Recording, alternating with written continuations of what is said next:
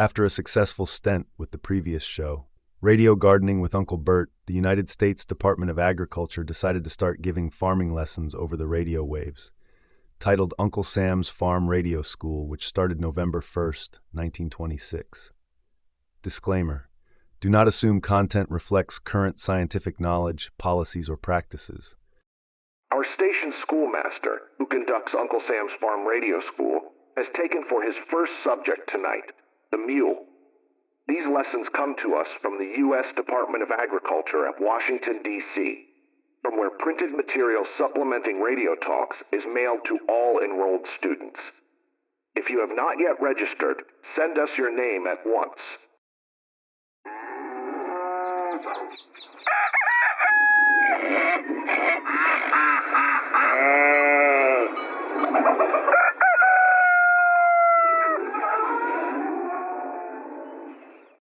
The subject of our lesson tonight is the mule.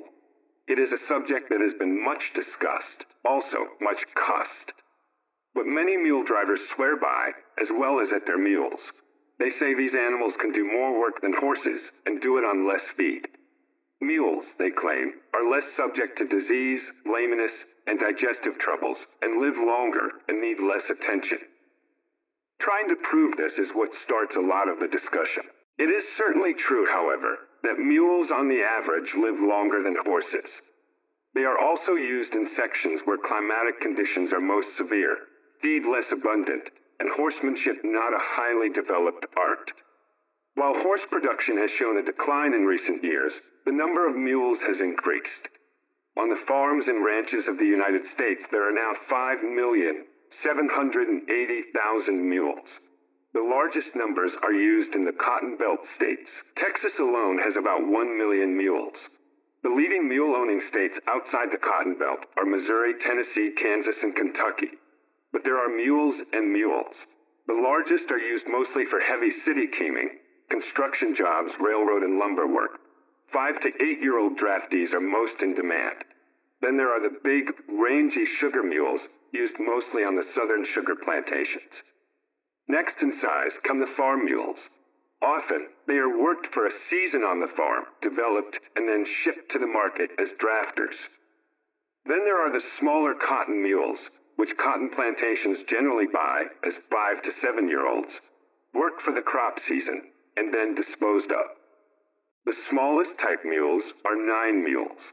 The smaller of these are used for work underground, and must have good feet and legs, and be free from blemishes if they are to bring the top prices.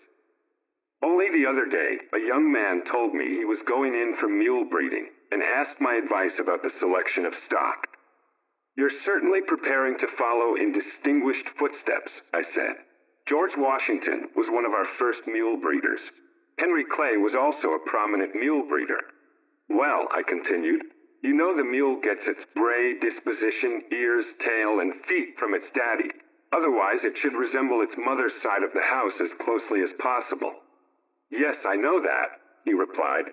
"But how about the points to look for in choosing breeders?" "A good jack," I explained, "should be at least 15 hands high. He should have a straight, strong back, a closely coupled and well-muscled loin, a long, level rump, deep body, and well-spring ribs. His legs should be straight, well-muscled, and heavily boned." "How about the points he shouldn't have?" the young man asked.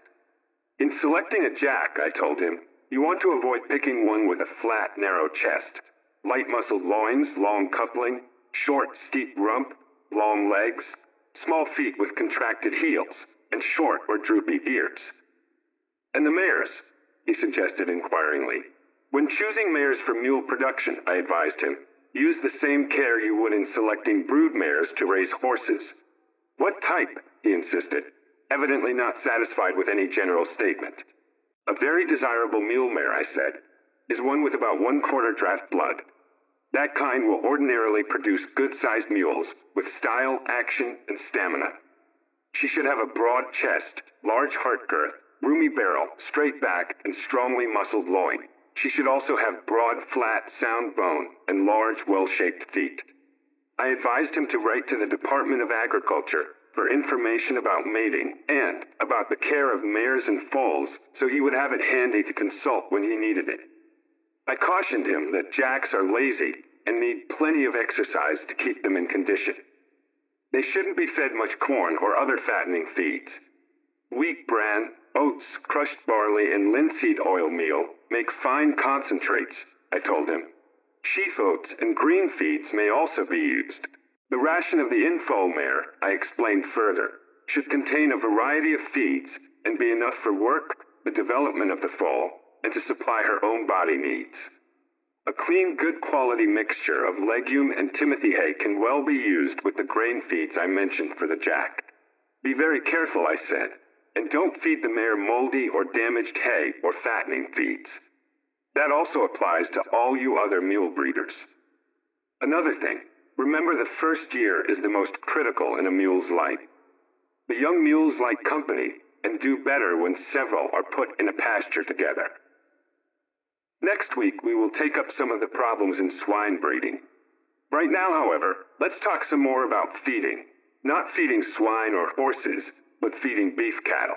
To be continued.